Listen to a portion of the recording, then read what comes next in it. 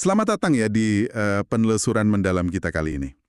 Topik hari ini tuh jujur aja berpusat pada sebuah teks kuno yang sangat memikat. Mhm, Dari Sutra Teratai secara spesifik di bab kedua ya, tentang metode terampil. betul. Nah, misi kita hari ini tuh sebenarnya sederhana sih, tapi krusial banget. Kita bakal ambil konsep jalan mulia beruas 8 dan 37 faktor pendukung pencerahan. Iya. Terus kita mau mengekstrak kebijaksanaan itu jadi semacam kayak sistem operasi gitu lah. Oh, menarik. Buat menata ulang pikiran modern kita yang kan seringnya kacau balau ya. Sangat kacau sih. Gini, biar gampang kita mulai pakai analogi aja deh. Bayangkan Anda lagi duduk di depan komputer, kan? Niatnya tuh mau ngerjain satu tugas penting. Mhm. Tapi terus Anda buka satu tab browser buat ngecek berita. Biasa itu. Terus buka tab lain buat media sosial. Ada email masuk. Buka tab baru lagi. Tanpa sadar, tiba-tiba ada 50 tab terbuka barengan. Iya. Musik nyala dari tab yang mana kita juga nggak tahu. Pusing ya. Betul. Kipas komputer mulai bunyi kenceng kayak mesin jet. Layar mulai nge-lag. Memori habis. Sistemnya pada dasarnya jadi lambat dan ya lumpuh. Benar. Kalau kita mau jujur sih ya, kayak gitu persis kondisi batin sebagian besar dari kita sekarang ini. Tabnya kebanyakan. Iya, dan kelumpuhan sistem itulah yang kalau di keseharian kita bermanifestasi jadi kecemasan kronis, kebingungan, dan susahnya kita buat fokus. Mm-mm. Kita kan hidup di era yang informasinya tuh berlebih banget, tapi sangat kekurangan kejernihan. Betul, betul. Nah, teks dari Sutra Teratai ini menawarkan solusi yang sangat terstruktur buat masalah itu. Tapi sebelum kita membedah konsepnya, ada satu konteks pentingnya yang harus kita pahami. Apa tuh? Teks ini tuh nggak lagi sekedar menyajikan teori filosofis yang indah di atas kertas gitu. Oke. Ini tuh rekam jejak praktis. Ajaran ini secara eksplisit disebut sebagai metode yang udah dipraktekkan secara tuntas oleh Buddha Sakyamuni. Mm-mm. Selama, ya, kalpa yang tak terhitung jumlahnya.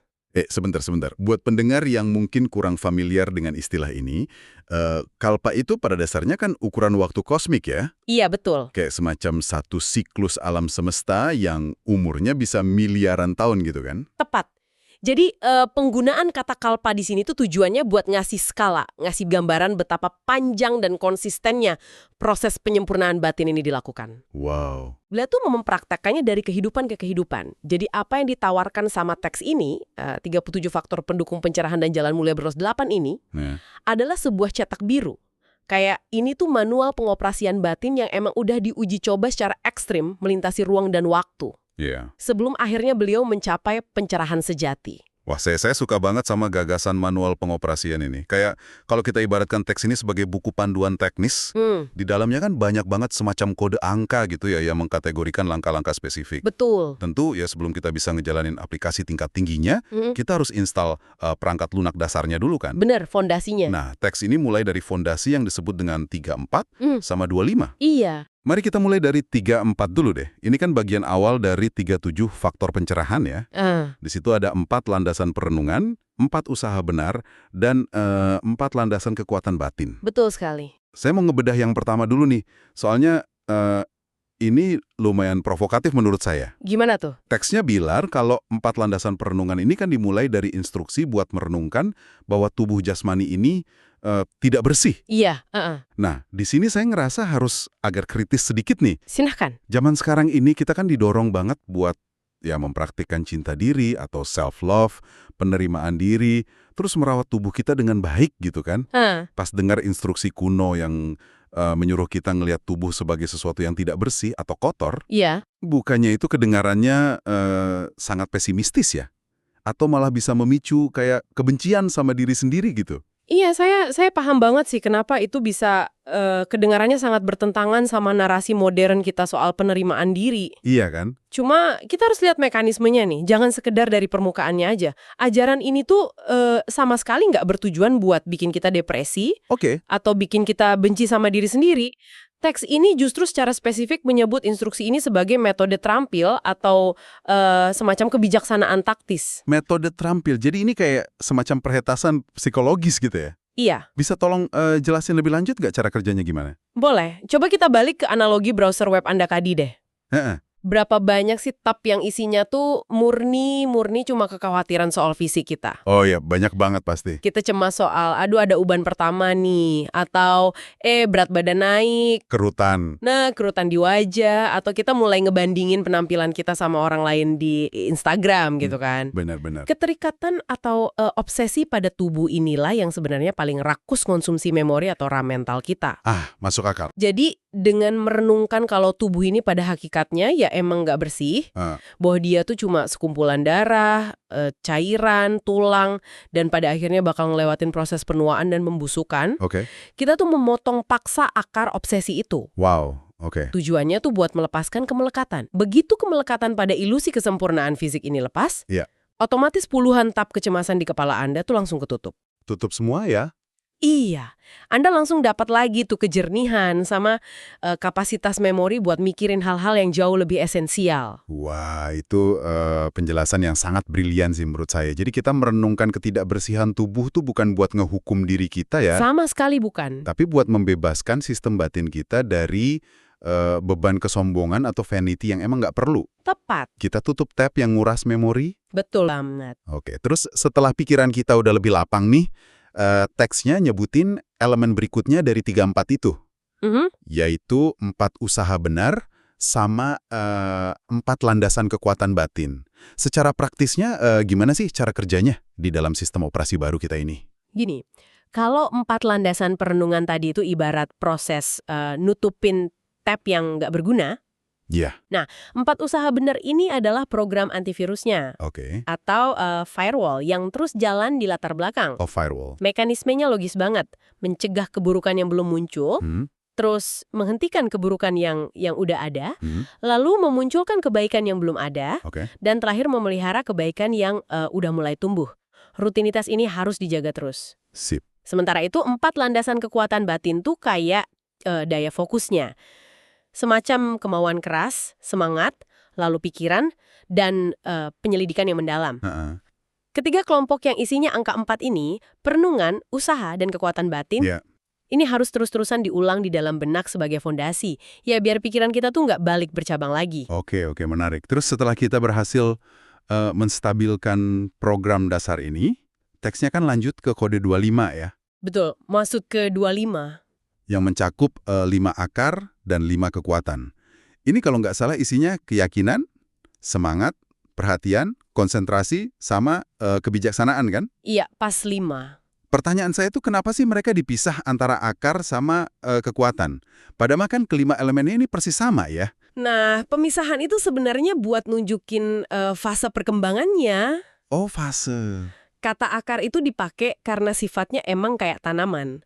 Waktu Anda pertama kali nginstal sistem ajaran ini, Anda tuh ibaratnya lagi nanam akar keyakinan dan akar kebijaksanaan. Oke, Tapi akar yang baru tumbuh itu kan masih rapuh banget ya. bener. Gampang kecabut ya? Betul. Kalau Anda tiba-tiba ngadepin krisis dalam hidup atau badai emosional, akar itu bisa langsung tercerabut. Makanya disinilah kekuatan itu dibutuhkan. Anda tuh harus secara sadar pakai kekuatan tekad sama konsistensi buat ngubah akar yang rapuh tadi jadi semacam pohon besar yang kokoh. Ngerti. Dan teks ini tuh sangat nekenin soal pentingnya keseimbangan di antara kelima elemen tadi. Keseimbangan yang kayak gimana tuh maksudnya? Gini, misalnya keseimbangan antara keyakinan sama kebijaksanaan. Secara mekanis nih ya, kalau Anda punya keyakinan yang terlalu besar, tapi nggak diimbangin sama kebijaksanaan, Jadinya apa tuh? itu bisa gampang berubah jadi fanatisme buta atau sekedar tahayul. Oh ya, bener banget.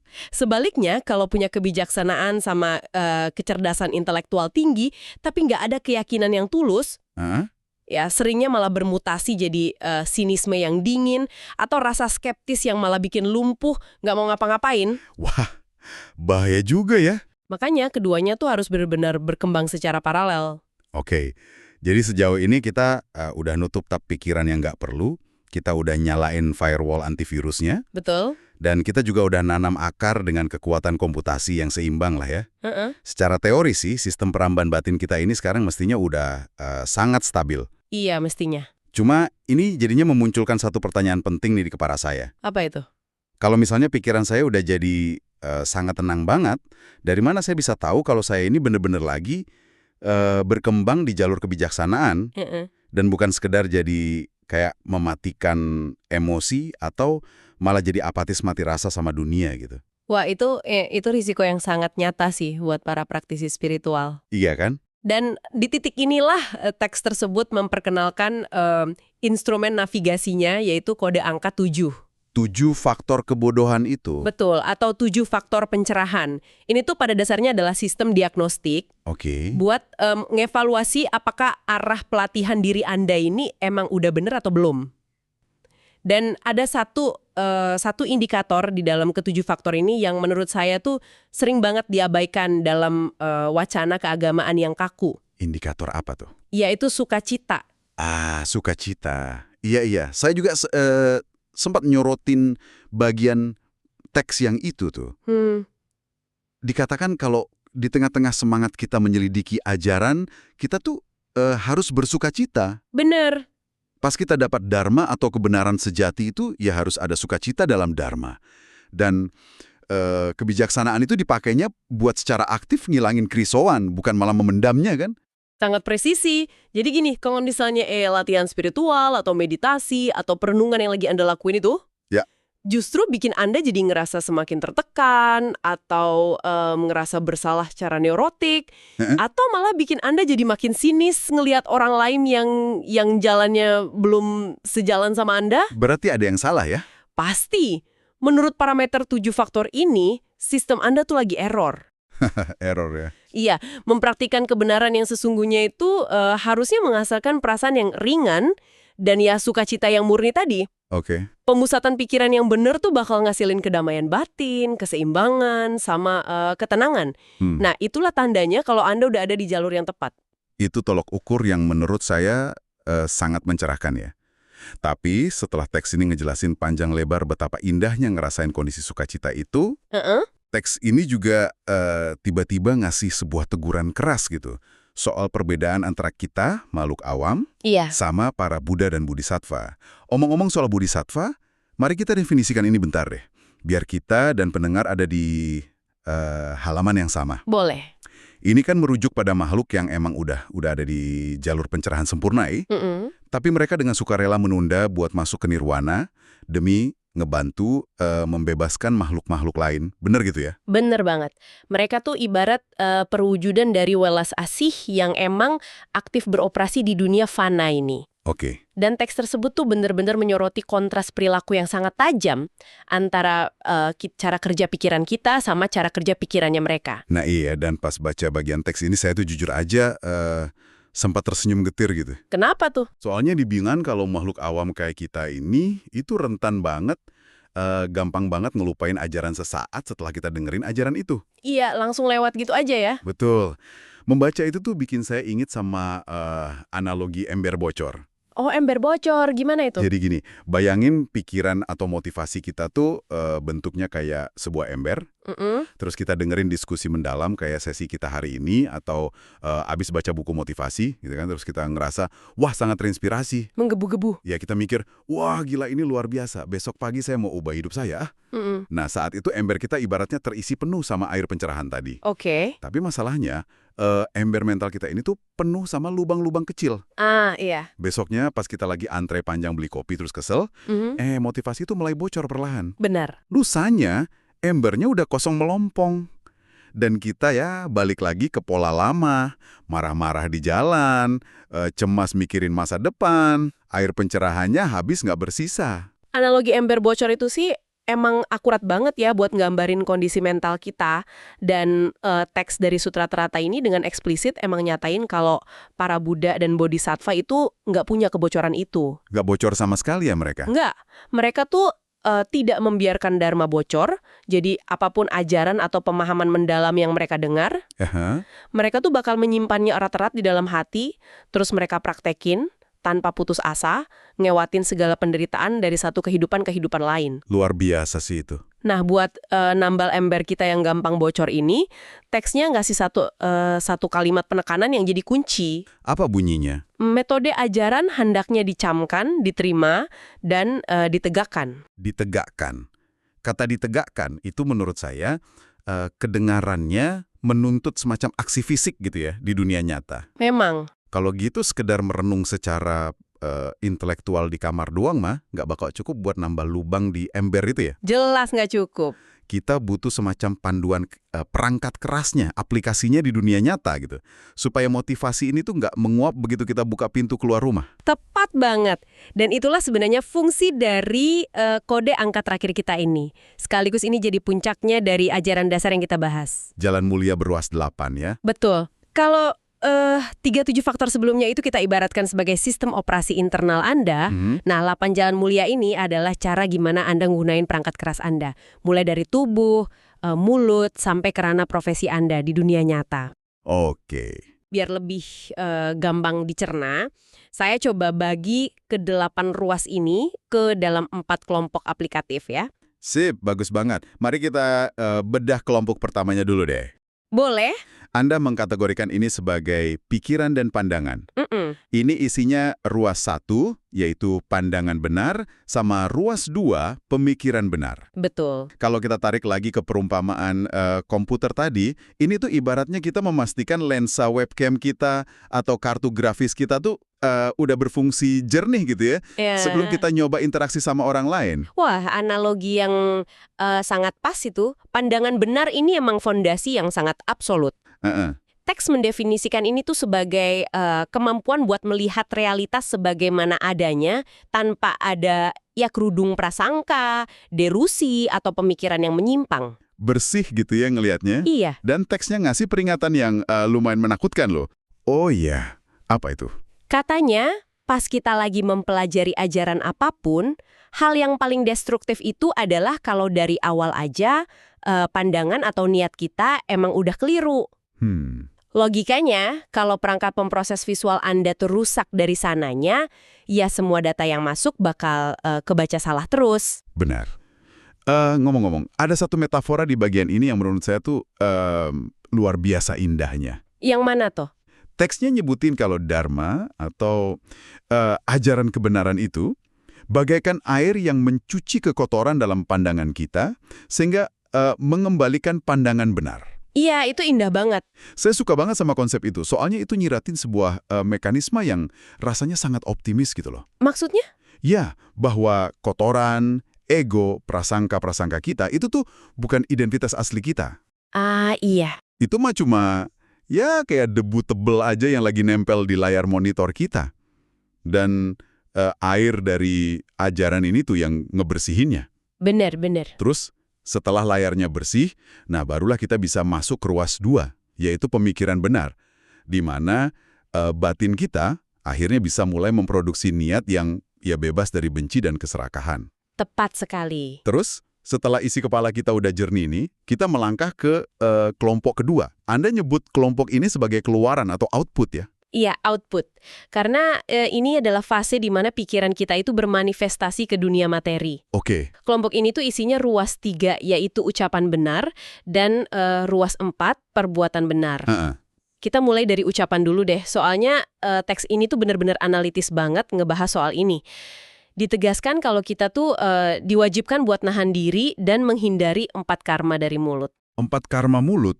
Sebentar, biasa saya sebutin dari catatan saya ya. Boleh. Berkata kasar, mengadu domba, berdusta, dan omong kosong. Nah iya. Saya tuh sempat merenungkan ini ya, terus saya kaitin sama konteks era media sosial kita sekarang. Wah, masuk banget itu. Iya kan? Bergosip, nulis komentar kebencian online, atau sekedar nyebarin hoax. Pertanyaan saya, secara mekanisnya tuh, kenapa sih teks ini sampai begitu nekenin soal bahayanya karma mulut ini ke batin kita? Karena gini, setiap kali Anda buka mulut atau ngetik sesuatu di keyboard HP buat menyakiti, mengadu domba, atau ngegosip, Anda tuh sebenarnya tanpa sadar lagi nulis kode malware atau virus ke dalam sistem Anda sendiri. Wow, nulis virus sendiri ya? Benar, secara mekanis, pas Anda lagi ngebicarain keburukan orang lain, batin Anda tuh dipaksa buat nyiptain simulasi tentang keburukan itu di kepala Anda. Oh iya bener juga. Nah, proses ini tuh langsung mecah fokus Anda, nyiptain gelombang kegelisahan, dan akhirnya ngehancurin konsentrasi atau samadhi yang padahal udah Anda bangun susah payah. Gila ya. 4 karma mulut tadi itu secara harfiah emang cara paling cepat buat ngehancurin sistem operasi pikiran Anda. Wah, kalau kita beneran membayangkan setiap gosip atau umpatan online kita itu sebagai virus yang ngerusak kapasitas RAM kita sendiri, itu perspektif yang lumayan bikin merinding dan menendinkan kepala sih menurut saya. Pasti. Dan ini tuh sangat berkaitan erat ya sama ruas 4, yaitu perbuatan benar. Teksnya kan nuntut kita buat nggak cuma sekedar nghindarin kejahatan fisik doang. Benar. Tapi kita harus secara proaktif memberi manfaat kepada langit, bumi, dan masyarakat luas. Ya intinya jadi teladan lah ya. Iya, harus aktif berbuat baik. Tapi, nah disinilah menurut saya diskusi kita bakal jadi sangat intens nih. Oke, kenapa? Karena kita masuk ke kelompok ketiga, yang Anda kasih label bertahan hidup versus karma. Ruas kelima. Iya, ruas kelima. Penghidupan benar. Ini kan ngatur soal pekerjaan, bisnis, atau profesi kita sehari-hari. Betul. Saya mau nggak mau harus menekan Anda keras-keras di bagian ini nih. Soalnya ya realitas di dunia nyata kita ini kan sangat brutal ya. Silakan, silakan. Gini, kita semua tahu lah, nyari uang itu susah. Ekonomi lagi keras. Banyak banget orang yang di luar sana tuh harus berjuang mati-matian cuma buat bayar biaya rumah sakit. Iya, benar. Ngasih makan anak-anak, atau melunasi utang. Terus tiba-tiba teks ini datang dan bilang kalau profesi kita itu harus benar-benar 100% bersih dari hal-hal yang nggak bermoral atau yang merugikan orang lain. Memang begitu pesannya. Tapi gimana nasibnya sama seseorang yang katakanlah kerja di perusahaan yang secara nggak langsung tuh merusak lingkungan? Oke. Atau orang yang duduk di posisi korporat yang ya maksa mereka harus agak sedikit manipulasi data pajak. Yang padahal mereka lakuin itu semata-mata karena mereka sangat butuh uangnya buat nyelamatin nyawa keluarga mereka. Ya, saya ngerti. Apakah teks kuno ini benar-benar nggak ngasih semacam kompromi gitu? Atau dispensasi, karena kan ada niat baik buat bertahan hidup. Jawaban singkatnya nih ya, kalau kita murni berpegang pada teks tersebut, nggak ada. Sama sekali nggak ada kompromi. Serius, serius. Dan saya paham banget kalau ini kedengarannya sama sekali nggak berempati pada pandangan pertama ya. Ya, kerasa kaku banget. Tapi mari kita telaah secara mekanis, kenapa teks ini nggak nyisain ruang negosiasi atau ya area abu-abu? Oke. Teks ini ngasih peringatan keras bahwa kalau kegiatan usaha atau pekerjaan kita sedikit aja nyimpang dari jalan yang benar, sekalipun alasan awalnya emang murni demi kelangsungan hidup keluarga, tetap kena. Tetap. Kita secara pasti mengakumulasi karma buruk yang masif. Wah, sama sekali nggak ada dispensasi nih. Itu jujur aja terdengar kayak hukum yang sangat kaku dan cenderung menghukum ya. Nah, di sini poin pentingnya. Ini tuh bukan tentang ada semacam figur otoritas kosmik di atas sana yang lagi ngehukum Anda gara-gara ngelanggar aturan moral. Terus tentang apa dong? Ini tuh tentang hukum fisika batin. Hukum sebab akibat yang sangat alamiah. Fisika batin. Oke, maksudnya gimana tuh? Biar paham, teks ini ngingetin kita pada satu realitas yang paling mendasar. Apa itu? Terlahir di alam manusia. Dan apalagi punya kesempatan buat bersentuhan sama ajaran Dharma yang isinya kebijaksanaan ini, itu adalah sesuatu yang probabilitasnya luar biasa kecil dan langka banget. Tubuh jasmani manusia yang kita pakai ini tuh secara spesifik disebut sebagai sarana pelatihan diri atau kendaraan agung. Kendaraan agung, oke. Mulai nangkap nih saya arahnya kemana. Coba bayangin tubuh dan kehidupan manusia Anda ini sebagai sebuah mobil, katakanlah hypercar ultra langka yang harganya triliunan rupiah. Dan mobil ini tuh didesain khusus cuma buat ngebawa Anda keluar dari penderitaan menuju pembebasan sejati. Oke. Nah, kalau Anda nekat masukin bahan bakar yang kotor, yang dalam konteks ini adalah pekerjaan yang nyimpang, atau meras keringat orang, atau menipu. Ke dalam mesin hypercar itu cuma buat sekedar dapetin sedikit keuntungan duniawi yang sifatnya sesaat. Oh, mesinnya hancur? Tepat. Mesin hypercar itu bakal hancur dari dalam. Karma itu tuh cara kerjanya sebagai degradasi fungsi pada sistem batin Anda. Astaga. Jadi Anda itu kayak lagi nuker intan berlian pencerahan, Anda menukar fungsi agung dari tubuh Anda ini dengan bahan bakar kotor yang malah ngerusak mesin. Wow. Itulah penjelasan mekanisnya, kenapa penghidupan benar itu sifatnya absolut dan nggak bisa ditawar-tawar. Niat Anda mungkin baik buat keluarga, tapi bahan bakar kotor, ya efeknya bakal tetap jadi bahan bakar kotor buat ngerusak mesin tersebut. Wah, penjelasan itu jujur menampar banget sih dengan logika soal bahan bakar kotor itu. Aturannya jadi bukan sekedar aturan moral yang dogmatis ya. Betul, bukan dogma. Melainkan itu tuh sebuah panduan mekanis biar sistem mesin kita nggak rusak secara permanen. Presisi kali. Karena pengorbanan yang sesaat tuh jatuhnya nggak sepadan sama hancurnya kendaraan agung yang kita punya ini. Luar biasa. Iya. Nah, buat mastiin kendaraan agung ini tetap bisa melaju di jalurnya dan nggak mogok di tengah jalan, kita tiba di kelompok terakhir nih, kelompok keempat. Betul. Anda ngasih nama ini kelompok pemeliharaan konsistensi. Isinya tuh merangkum ruas ke-6, ke-7, dan ke-8 ya. Iya. Yaitu daya upaya benar, perhatian benar, sama konsentrasi benar. Betul, ketiga ruas terakhir inilah yang bertugas sebagai sistem pemeliharaan yang jalan terus. Daya upaya benar itu artinya kita senantiasa memantau firewall kita. Kita jaga supaya pelatihan ini nggak sampai terputus. Terus perhatian benar itu ya mindfulness. Mindfulness, oke. Batin kita tuh nggak boleh lepas dari pengamatan terhadap realitas jasmani dan pikiran. Memastikan kalau fokus kita selalu ada di hal-hal yang bajik. Sip. Dan puncaknya adalah konsentrasi benar. Di titik ini batin udah terpusat sempurna dan sepenuh hati itu berdiam pada kebenaran tanpa gampang terdistraksi lagi.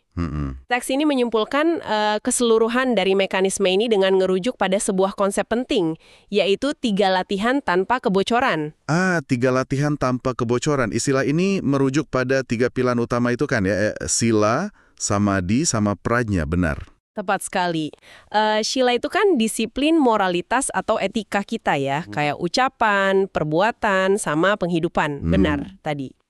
Terus samadhi itu adalah konsentrasi dan stabilitas dari pikiran kita. Oke. Dan pranja itu adalah kebijaksanaan tertinggi yang tugasnya memotong segala bentuk ketidaktahuan kita. Wah. Ketiganya ini harus bersinergi secara berkesinambungan. Gini, kalau sila atau moralitas Anda kotor, samadhi atau konsentrasi Anda tuh pasti bakal terganggu sama yang namanya rasa bersalah atau kecemasan. Benar-benar. Dan kalau konsentrasi Anda hancur, pranya atau kebijaksanaan tuh nggak mungkin bisa muncul. Jadi ketiga elemen inilah lem super absolut yang tugasnya nambal ember bocor batin kita secara permanen. Wah, gila sih. Ini benar-benar sebuah rancangan sistem yang sangat holistik dan emang yang nggak bisa dipisahin ya. Sangat holistik. Mari kita coba mundur selangkah sebentar nih. Buat ngelihat gambaran besarnya dari perjalanan kita menelusuri teks Sutra Teratai hari ini. Boleh. Kita tadi mulai dari peramban pikiran kita yang ngelek dan kacau balau. Terus kita belajar nutup tap-tap yang cuma nyedot energi melalui perenungan. Lalu kita nanam akar kebijaksanaan dengan kekuatan. Memastikan proses ini tuh dipenuhi sama sukacita melalui 7 faktor kebodian. Betul. Dan pada akhirnya, kita kayak mengeksekusi semua perangkat lunak internal itu ke dalam realitas keras dunia kita sehari-hari lewat 8 jalan mulia. Iya. Mengontrol cara pandang, perkataan, sampai ke pilihan profesi kita. Semuanya itu demi jaga agar kendaraan batin kita ini tetap utuh. Bener banget.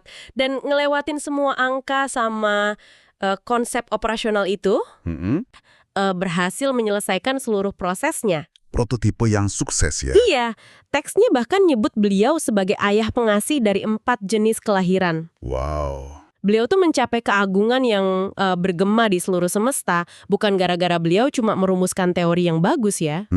Melainkan karena beliau tuh berani dan disiplin banget buat mempraktekkan semua sistem operasi ini secara tuntas. Iya. Beliau tuh berhadapan langsung dengan realitas dunia fana dan nggak membiarkan setetes pun dharma buat bocor dari bejana hidupnya. Luar biasa sih, beliau benar-benar membuktikan ya kalau manual sistem operasi ini tuh emang berfungsi secara sempurna kalau diaplikasikan beneran. Sangat berfungsi. Dan fakta ini nganterin saya ke sebuah pesan sederhana nih, buat Anda yang saat ini lagi dengerin penelusuran kita.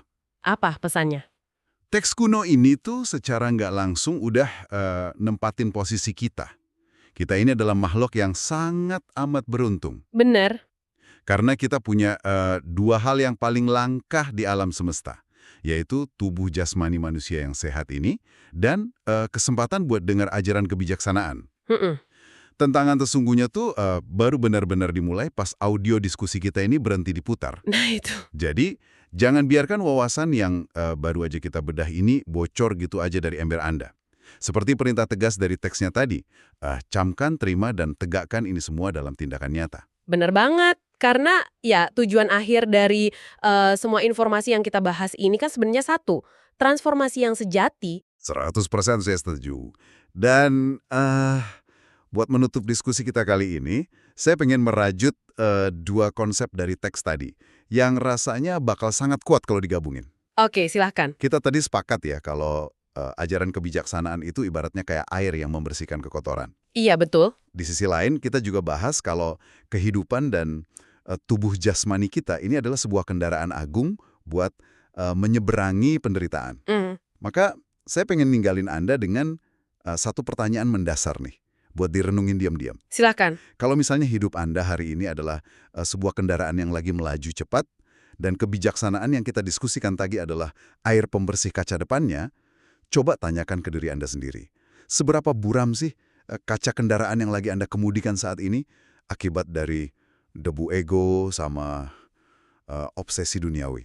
Dan yang jauh lebih penting dari itu, setelah kacanya Anda bersihkan hari ini, mau menuju ke arah mana Anda akan mengemudikan kendaraan tersebut besok pagi?